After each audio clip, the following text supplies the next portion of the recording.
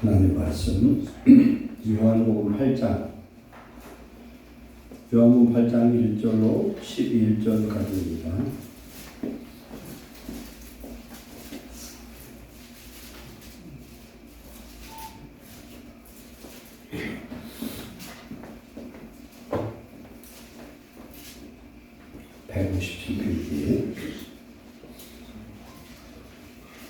요한복음 8장 1절 11절 교도관입니다. 예수는 감람산으로 가시니라. 아침에 다시 성전으로 들어오시니 백성이 다 나오니라. 앉으사 그들을 가르치시더니 서기관들과 바리새인들이 음행 중에 잡힌 여자를 끌고 와서 가운데 세우고 예수께 말하되 선생이여 이 여자가 가늠하다가 현장에서 잡혔나이다. 모세는 율법에 이러한 여자를 돌로 치라 명하였거니와 선생은 어떻게 말하겠나이까. 그들이 이렇게 말하면 고발할 조건을 얻고자 하여 예수를 시험하기로라. 예수께서 목을 굽히사 손가락으로 땅에 쓰시니 그들이 묻기를 마지 아니하는지라. 이에 일어나 이르시되 너희 중에 죄 없는 자가 먼저 돌로 치라 하시고 다시 몸을 굽혀 손가락으로 땅에 쓰시니 그들이 이 말씀을 듣고 양심의 가책을 느껴 어른으로 시작하여 젊은이까지 하나씩 나가고 오직 예수와 그 가운데 섰는 여자만 남았더라. 예수께서 일어나사 여자 외에 아무도 없는 것을 보시고 이르시되 여자야 너를 고발하는 그들이 어디 있느냐. 너를 정죄한 자가 없느냐. 다 같이 대답하되 주옵나이다. 예수께서 이르시되 나도 너를 정죄하지 아니하노니 가서 다시는 죄를 범하지 말라 하시니라. 아멘. 아버지 오후에 이렇게 예배하시도록 은혜 주신 하나님 감사합니다. 주신 말씀을 성령의 음성으로 듣기를 원하며 하나님 우리를 통해서 이루시고 난 선한 주의 나라가 회복되게 하옵소서. 성령 받은 주의 자녀로 예수님의 제자와 하나님의 아들과 딸로 살 수 있도록 우리에게 은혜를 주옵소서. 이 시간 종의 음성을 이 시간 지키시고 또한 성도의 마음을 지켜 하나님의 말씀을 들을 수 있는 착하고 옥토 같은 마음밭을 주시옵소서. 그래야 어떤 시험도 등이 이기며 예수님의 이름으로 승리하는 주의 자녀들 되게 하옵소서. 예수님의 이름으로 감사하며 기도하옵나이다. 아멘. 오늘 말씀은 죄 없는 자가 먼저 돌로 쳐라라는 제목으로 나누겠습니다. 우리 성경 말씀을 해석할 때에 배경을 잘 봐야 돼요. 이 말씀은 언제 말씀이에요? 오늘 오전에 나왔던 바로 초막절 8일째에 있었던 말씀이라는 사실이에요. 8은 어떤 의미라고 했습니까? 새롭게 하고 부활의 숫자고 창조적인 숫자고 예수님의 숫자다. 거듭남의 숫자다. 초막절은 과거를 감사하고 또한 1년 추수 가을거지를 마치고 감사하고 영적으로는 미래에 갈 천국을 감사하는 그런 3종 감사의 의미가 있습니다. 그래서 구약의 7절기 대표적으로 세 절기는 전부 영적인 구원과 관련된 절기들입니다. 절기는 축제예요. 하나님께는 예배하고 우리에는 신령의 놀라운 축제가 임해야 된다. 하나님께 예배하는 모든 사람들 성령 충만하면은 인생의 가장 즐거움과 만족과 축복이 임하는 줄 믿습니다. 우리 하나님 자녀의 권세를 회복하면은 행복한 인생이 돼요. 8일째 하나님의 백성들이 실로암 못에 가서 그릇 내다가 물을 받다가 번제단에다가 부어요. 그들은 1년 농사를 감사하고 내년에도 비를 주실 것을 기원하지만 영적 의미로 물은 어떤 의미가 있냐면 말씀이에요. 물을 계속 부으면 어떻게 됩니까? 깨끗해져요. 에베소서 5장 26절에 물로 씻어 말씀으로 깨끗게 하사 거룩하고 흠없는 교회로 하나님이 세우셨다. 이렇게 말씀합니다. 우리가 말씀을 처음 읽으면 말씀이 은혜가 되는 게 아니라 졸리는 경우가 많아요. 그래서 잠 안 오는 사람들은 성경 읽다 하고 성경을 배우지 않대요. 자녀라고. 이게 말이 안 되지. 근데 성경을 읽다 보면, 은혜를 받으면 성경 읽다 기도하고 기도하다 말씀 보고 말씀에 약속을 붙들고 기도할 때 하나님이 응답하신 분이 있습니다. 이제 우리 성도의 신앙이 어린애 신앙에서 탈피해서 이제 장성한 자 되시기를 축원합니다. 장성한 자가 되어야 돼요. 마귀는 우리를 시험하고 우리에게 주실 축복을 막으려고 별별 역사를 다 해요. 그런데 우리가 그걸 모르면 안 돼. 영생은 하나님을 아는 거지만 영생은 또한 마귀도 알아야 돼요. 마귀가 어떤 놈인지 나의 은혜와 축복을 까먹게 하려고 별별 시험을 하더라도 거기에 넘어지지 말고 이기는 자 되시기를 축원합니다. 이겨야 되는 거예요. 물을 부음으로 인하여 물은 곧 뭐예요? 성령입니다. 물로 깨끗게 씻고 성령의 기름 부으심에 물을 부을 때 생수를 부을 때 놀라운 생수의 강이 이스라엘 모든 민족에게 오늘 저와 여러분에게 임하기를 축원합니다. 저한테는 그런 의미가 있어요. 8일째 그들은 이제 거듭난 새 삶을 살았고 구원받았고 죄사함 받았습니다. 이제 이들은 어떤 삶을 살아야 되냐? 하나님의 율법을 잘 지키고 하나님의 언약의 백성으로 하나님의 축복을 받는 그런 백성으로 거듭난 거예요. 이제 거듭남은 오늘 예수님이 목마른 자 누구든지 내게로 오라. 내가 너희를 뭐라고 말씀합니까? 너에게 뱃속에서 생수의 강 흘러넘치게 할 것이다. 성령을 주시겠다는 것이고, 이 말씀은 새 언약, 하나님이 다윗에게 확실하게 약속한 그 언약을 이제 성취하겠다는 겁니다. 예수 믿고 회개할 때 초대교회에 놀라운 성령의 역사로 부흥의 역사가 임할 줄 믿습니다. 그런데 이 말씀이 끝나고 나서 곧바로 생긴 일이 오늘 이 가늠한 여인이 잡혀왔는데, 서기관과 바리새인이 예수님을 시험하려고 이 일을 만든 거예요. 왜 그러냐? 모세율법에는 가늠한 자가 잡히면 돌로 쳐 죽이는 것이 율법이었어요. 부모에게 불효한 자, 가지가지 그런 죄가 있으면 돌로 쳐 죽이라는 겁니다.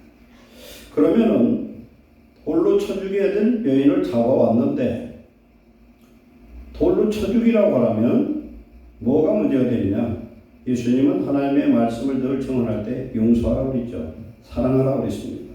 그럼 그 말씀이 어긋나는 것이 되고, 돌로 쳐 죽이지 말라고 그러면은 율법을 범하는 큰 범죄자가 되기 때문에 이제는 예수님이 돌에 맞아 죽을 일이에요. 이럴 수도 저럴 수도 없어요. 진퇴양난이고 답이 없죠.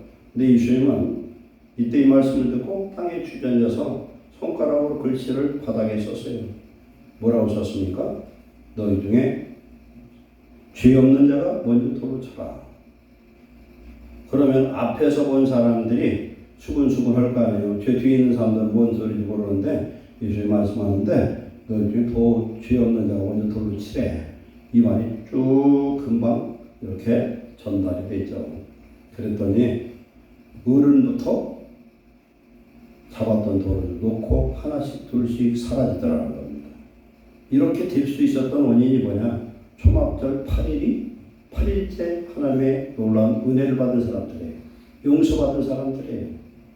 그렇기 때문에 이것이 가능했을 수 있던 거예요. 오늘 여기에서 하나님 하시는 말씀을 듣겠습니다.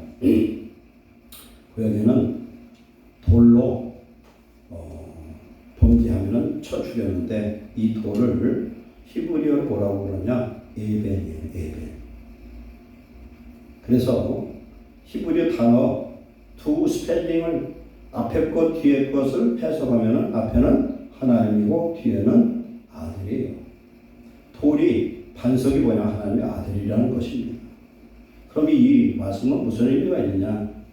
범죄한 자는 누구든지 하나님의 아들 예수 그리스도가 마지막 이 땅에 오셔서 심판하는 주가 되시고, 죽게 되면 누가 심판하느냐? 예수 그리스도가 심판합니다.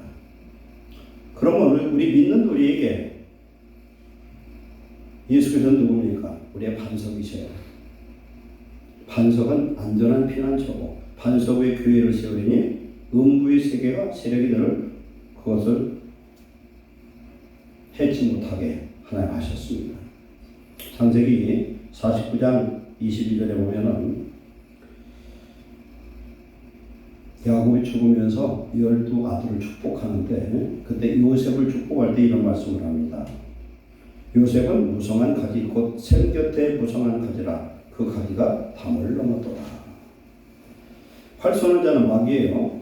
활 쏘는 자가 그를 대적하며 적개심을 가지고 그를 쏘았으나 요셉의 활은 도리어 굳세며 그의 팔은 힘이 있으니 이는 야곱의 전능자 이스라엘의 반석인 목자의 손을 힘입음이라.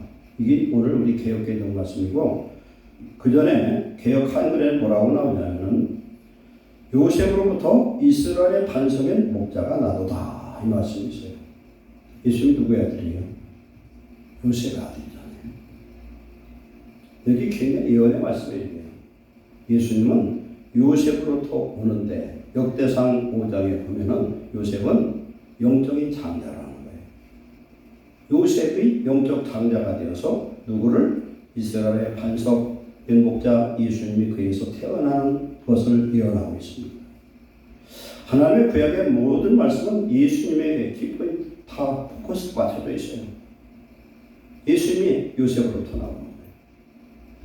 이 반석, 돌. 그런데 성도에게는 반석이고 이 반석을 깨면은 반석이 깨져서 거기에서 생수가 나왔는데 출애굽 17장의 그 반석은 예수님이라는 거예요. 그런데 민수기 21장에서 똑같은 반석이 있는데 그 반석을 모세가 하나님이 모세에게 말씀하기를 물 달라고 아우성치고 모세를 또 돌로 쳐 죽이려고 하는 그런 상황이 됐을 때 뭐라고 말씀했냐면은 그 반석에게 명해서 물을 내라 하라 했는데 성질이 나니까 화가 나니까 자기의 지팡이로 그 전에 한 번 친 것처럼 2번을 쳤어요. 그런데 물은 나왔는데 하나님 뭐라고 말씀하냐면 네가 나의 영광을 훼손했으니 너는 가나안을 구경하고 들어가지는 못하리라. 왜 그러냐? 고린도전서 10장 4절에 그 반석은 예수님이라는 거예요. 반석이 깨지는 건 십자가 사건이에요. 십자가가 깨짐으로 십자가에서 예수님의 몸이 깨짐으로 우리는 구원을 받는 구원의 역사에 임했지만 예수님을 2번 못 박은 자는 구원받지 못함을 말씀하고 있습니다. 구경은 할 수 있어요. 그러나 구원을 못 받아. 왜 예수님을 믿었어요? 근데 어떤 일이 돼가지고 내가 위험에 빠졌더니 난 예수님을 부인하는 사람은 회개할 수가 없어요. 구원받기 어려워요. 이것을 말씀합니다. 그러면 성도에게 반석은 구원의 반석이 되지고 거기서 생수가 나오고 구원의 역사가 임하지만 믿지 않는 자들에게 이 반석은 무슨 돌이냐? 심판의 돌이에요. 여호수아 10장에 보면 아모리 연합군들이 이스라엘군과 대적해서 싸우는데 그때 하나님이 기적으로 역사한 2가지 기적이 났어요. 하루 온종일 동안 해가 아이알론 골짜기에 멈추어 있었고 하늘에서 돌 우박이 쏟아져서 돌 우박 맞고서 가나안 백성들이 군사들이 죽임을 당했어요. 이 돌 우박이 누구냐? 예수 그리스도다. 죄인들 하나님을 대적하는 자들은 예수 그리스도의 그 심판에 죽게 되는 것을 말씀하고 있습니다. 그래서 이 돌은 뭘 의미하냐? 예수 그리스도예요. 그리고 이 돌은 즉 하나님의 그런 능력을 말씀하고 있습니다.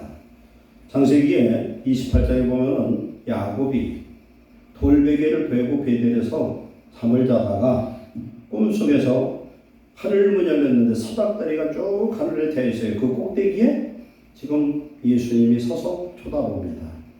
그래서 사닥다리에 천사들이 오르락내리락 합니다. 이 돌이 누구냐면 에베니엘이에요. 예수님이야. 그런데 돌을 야곱이 어떻게 했어요? 머리에 베었다는 겁니다. 이 돌을 자기 머리에 둘 때에 우리의 머리를 예수님으로 삼을 때 하나님의 능력의 역사, 구원의 역사가 임하는 줄 믿습니다. 이곳이 바로 하나님의 집이 하늘문이에요. 예수 그리스도가 뭡니까? 하늘문입니다.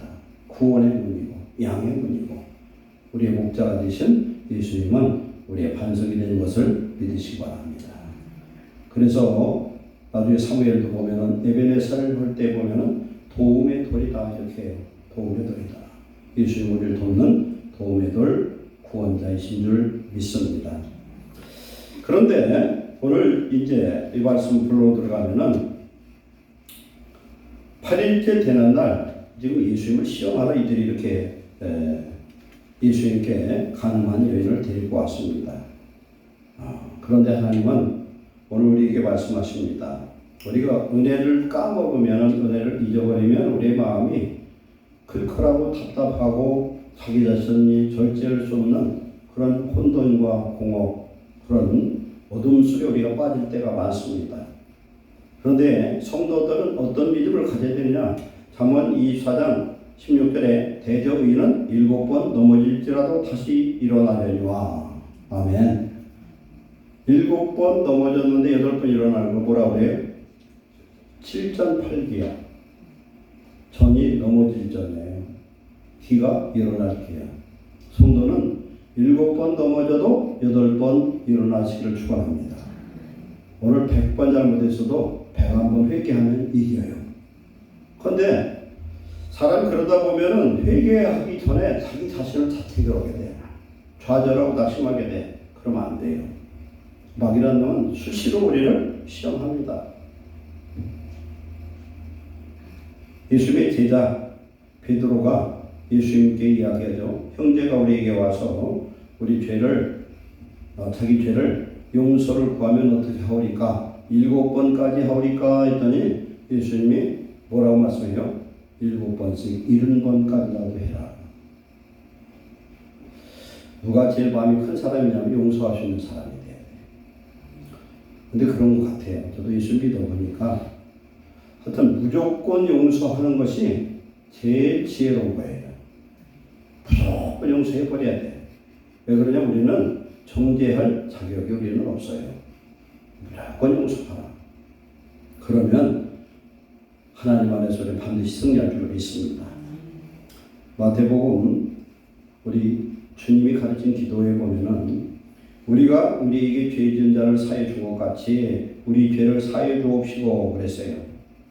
우리가 그러니까 나에게 누가 죄를 지은 것이 있으면 용서해 주는 것처럼 용서해 달라는 거예요.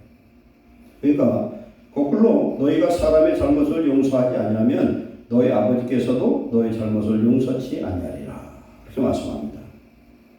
우리가 누구의 긍휼과 자비를 베풀어요. 예수 안 믿는 세계에서도요, 지극히 적은 선행 때문에 인생이 바꿔지는 축복을 받는 경우가 굉장히 많아요.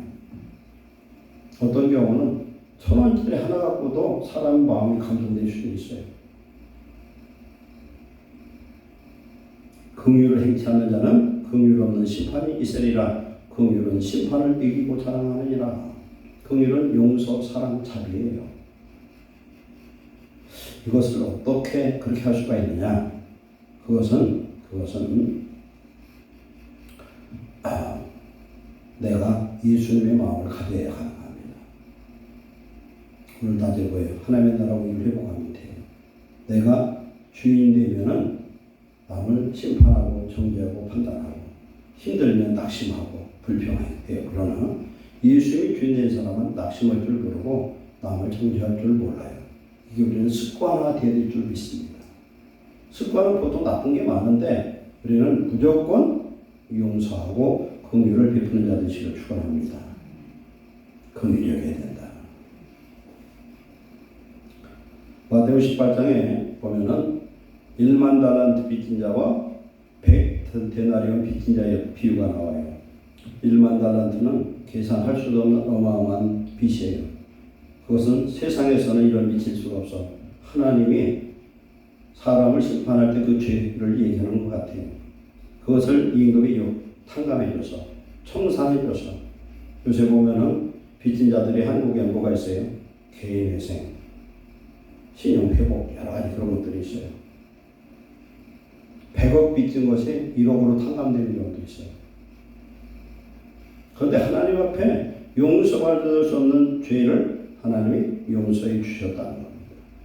그 용서받은 사람 기껏 가가지고 100데나리온은 그거는 비교가 할 수 없는 하찮은 것이에요.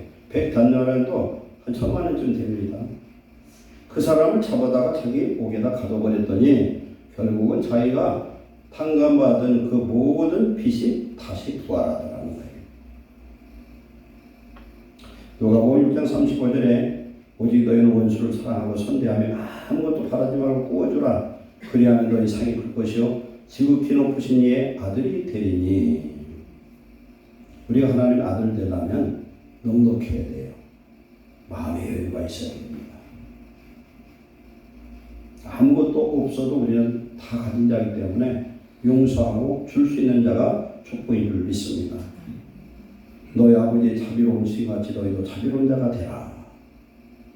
왜? 자비의 혜택을 우리는 다 받았어요. 이 자비로운 자가 되라는 겁니다. 비판하지 말라. 그리하면 너희가 비판을 받지 않을 것이요 정죄하지 말라. 그리하면 정죄를 받지 않을 것이요 용서하라. 그리하면 너희가 용서를 받을 것이요. 그랬어요. 주라. 그리하면 너희에게 줄 것이니 후이되어 누르고 흔들어 넘치도록 안겨주리라. 너희가 헤아리는 그 헤아림으로 너희도 헤아림을 도로받을 것이니라. 그랬어요. 우리가 성도로서 우리 매일 깨닫지만 지키지 못하지만 오늘 이 말씀을 통해서 초막절의 이 은혜는 우리가 구원받아 천국 갈 사람들이기 때문에 세상에서 손해받아도 좀 괜찮고 망신당해도 조금 오해를 받아도 괜찮다는 거예요. 왜? 하나님이 아십니까? 하나님은 다 알아요. 어느 정도 아느냐? 내가 무슨 생각하는 것까지 다 알고 계셔. 머리털이 지금 나이 들면 머리가 잘 빠지잖아요. 몇 개 빠지고 몇 개 나온 것까지도 아시는 하나님. 이 수많은 짐승들 중에 참새 한 마리가 죽는 것까지도 아시는 하나님. 그 정도로 전지하세요. 모르는 것이 없어요. 그 전능한 하나님이 나의 모든 걸 알기 때문에 내가 예수님의 이름을 참으면 하나님이 복을 주실 줄 믿습니다. 사람들이 몰라주면 무슨 상관이 있어요.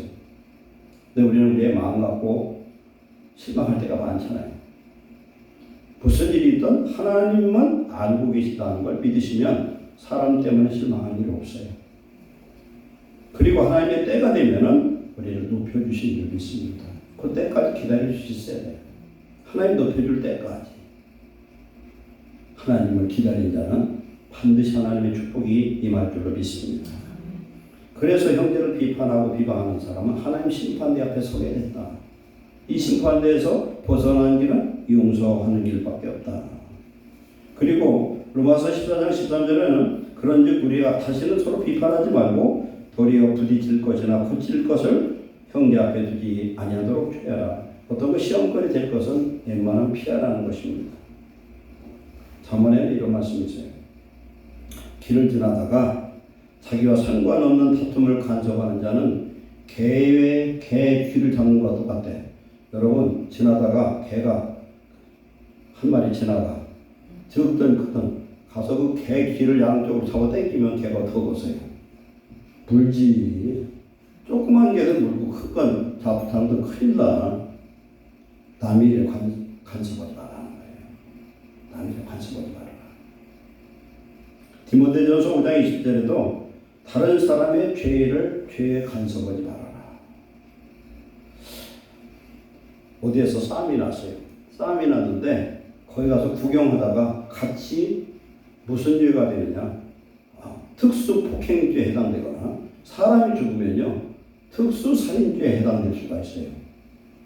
여기 절대 싸우는 자리에 끼면 큰일 나.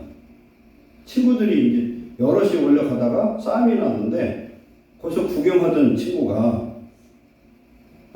싸우는데 이제 뒤에서 전혀 상관도 없어. 근데 사람이 죽어서 사람이 근데 죽을 때는요 그냥 넘어져서 뇌진탕을 죽을 수도 있고 별것 아니게 죽을 수 있어. 그래도 살인이야 그게. 그럼 어떻게 되냐? 뒤에서 구경한 사람도 공범이 되어버려요. 그거 피하려면 어떻게 해야 돼요? 111 전화를 해서라도 그걸 자기는 동참자가 아니라는 증거가 있지 않는 공범되어요. 그렇기 때문에 우리는 남의 일에, 남의 죄와 허물에 관여하지 말아야 될 줄 믿습니다. 그게 지혜죠. 우리가 언행심사로 성령을 소멸하거나 근심시키면요 내 안에 있는 평강이 싹 없어져 버려요. 이사야 48장 20절에 악인에게는 평강이 없느니라. 내가 악인이 아니지만 사단에게 시험당해서 내 마음에 하나님의 나라와 의를 잃어버리고 나면 평강이 싹 없어져 버려요. 그렇기에 우리는 남의 일에 간섭하는 자로 고난을 받지 말아야 될 줄 믿습니다. 절대 남의 일에 관여를 하지 말아야 돼요. 그런데 성경은 말합니다. 형제들이 범죄한 일이 있거든 뭐라고 그랬습니까? 신령한 거인은 그 사람은 뭐냐면 성령으로 인도함을 받는 사람은 온유함으로 그를 바로잡고 자기 자신도 거기에 그 시험에 빠지지 않냐 할까 조심하라 그랬어요. 조건이 있어. 형제 너가 잘못됐을 때 그러면 그 사람을 바로잡으려면 내가 성령 충만해야 된다는 거예요. 성령 충만해서 온유함으로 하나님 주시는 말씀을 가지고 해야지 자기 생각으로 하면은 자기도 같이 빠져버려요. 조심하시기 바랍니다. 우리 모두는 이렇게 남의 허물과 죄에 관여하지 말고 내 축복을 허비하지 말고 내 에너지를 허비하지 않기를 원합니다. 은사 중에서 최고의 은사는 뭐냐면 사랑의 은사예요. 예수님이 새 계명 마지막 계명을 우리에게 주셨는데 그 계명은 뭐냐면 내가 너희를 사랑한 것처럼 서로 사랑하라 그랬어요. 서로 사랑하라. 사랑보다 더 귀한 게 없어요. 사랑은 첫째로 뭐냐면 고린도전서 13장의 사랑 중에 참는 거에 대해서 여러 번 나와요. 사랑은 참는 것이에요. 참으려면 내가 바보되고 손해보는 수밖에 없어요. 그래도 예수님의 이름을 참으면 예수님이 알아주실 줄 믿습니다. 하나님이 신원해 주실 때가 있어요.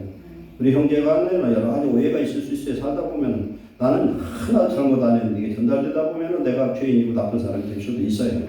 그걸 풀려고 애를 쓸 것도 없어요. 때가 되면은 풀어져요. 그것도 하나님이 알고 계시기 때문에. 그러나 내가 잘못된 것 있으면 회개해야 되겠죠.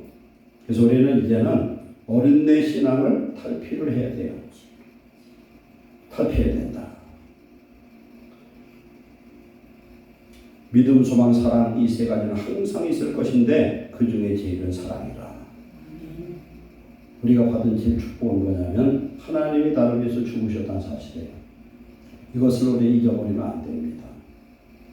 이걸 생각하고 이 말씀을 들을 때마다 마음이 감동이 돼야 돼요. 그리고 우리 자신 하나님 앞에 감사하고 우리는 구원의 길을 안 사람들이거든요. 부자 옆에 살면은 부자가 될 수 있어요. 돈 버는 방법을 알거든. 이 부자들은요, 돈 버는 길을 다 알고 있어. 그런 사람 옆에 있으면은 돈을 잘 벌어. 주식을 잘하는 사람은요, 그 사람들 마음 까먹어도 그 사람 돈 벌더라고. 우리는 선한 사람 옆에 있어야 돼요. 우리는 어떤 사람과 더불어 살아야 되느냐? 예수님과 함께 살고, 예수님은 요한일서 4장 16절에 사랑이시라는 거예요. 하나님은 사랑이시고 예수님은 사랑이시고 사랑 때문에 죽으셨고 사랑 때문에 부활하셔서 사랑 때문에 오늘 성령으로 우리 속에 와 계시는 걸 믿으시기 바랍니다. 그러면 예수님이 성령으로 강하게 역사하면 내가 사랑하는 사람이 되어야 돼요. 요한복음 14장 23절에 우리가 서로 사랑할 때 삼위이신 하나님이 우리와 거처를 함께 하시겠다. 그렇게 말씀한 줄 믿습니다. 그래서 사랑하는 자는 세상에 두려울 게 없어요. 온전한 사랑이 두려움을 내쫓습니다. 계시록 21장 22장에 보면 천국 못 가는 자 중에 어떤 사람이 못 가냐? 두려워하는 자는 못 간다. 두려워하는 자는 못 가요. 사랑이 우리에게 온전히 이루어진 것은 우리로 심판날의 담대함을 가지게 하려 함이라. 사랑 안에 두려움이 없고 온전한 사랑이 두려움을 내쫓나니 두려움에는 형벌이 있습니다. 사랑은 뭐라고 말씀합니까? 율법의 완성이다. 율법의 말씀, 신구의 모든 말씀이 사랑의 말씀인데 우리가 형제를 사랑하면 모든 율법을 이룬 자예요. 예수님도 마태복음 5장 17절에 율법의 의를 이루시고 율법의 의뿐만 아니라 율법에서 이루고자 하는 게 뭐예요? 사랑을 완성하신 분이 예수님이시다. 예수님이 십자가에 달려서 말없이 죽기만 했는데 이 세상을 온전히 사랑으로 지배하신 줄 믿습니다. 우리 안에 어둠의 모든 것들이 사랑하지 아니할 때 시험합니다. 이것이 얼마나 큰 축복인지 알 수가 없어요. 우리는 하나님 안에서 구원의 그 은혜와 사랑을 감사하고 우리가 서로 사랑할 때에 우리 안에 주님이 함께하는 주의 나라가 회복되어지고 행복한 인생이 열릴 줄로 믿습니다. 그래서 가정에서나 사회에서나 교회에서 무슨 일이든 내 입에서 나쁜 이야기는 하지 마시기 바랍니다. 하나님이 안 기뻐하시는, 성령이 기뻐하지 않는 말을 한 번, 두 번 하다 보면 성령이 소멸돼 버려요. 그럼 회복하기가 힘들어.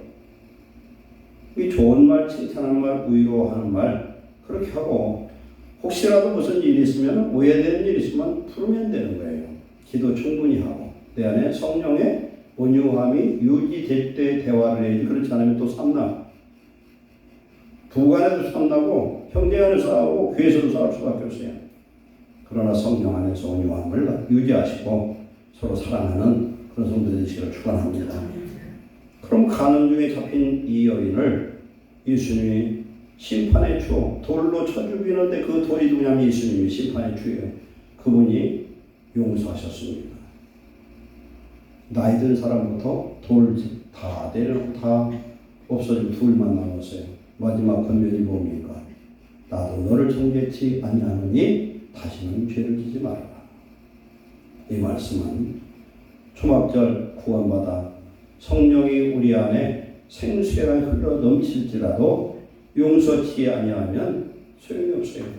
그러나 이들은 구원 하나님의 놀라운 은혜를 받고 여기에 아무도 동참치 않고 다 떠났다는 겁니다. 우리도 우리 손에 심판의 돌을 내려놓고 사랑하고 용서하는 저와 여러분 되시길 축원합니다. 기도하겠습니다. 사랑하는 하나님 감사합니다.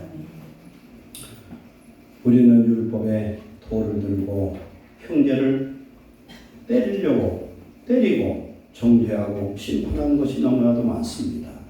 하나님 용서해 주옵소서. 우리 예수님 우리 죄로 인하여 어떤 변명도 원망도 하지 아니하시고 십자가에 달려 죽으셨나이다. 그 사랑을 우리도 실천할 수 있는 주의 제자들 되게 하옵소서. 우리 안에 예수 그리스도의 마음을 주시옵소서. 주님의 그 사랑의 은사를 부어주시옵소서. 그래 악한 영의 모든 괴계와 저주를 이기는 자 되게 하시고 성령으로 사랑하는 모든 성도와 가정과 교회 되도록 축복해 주시옵소서.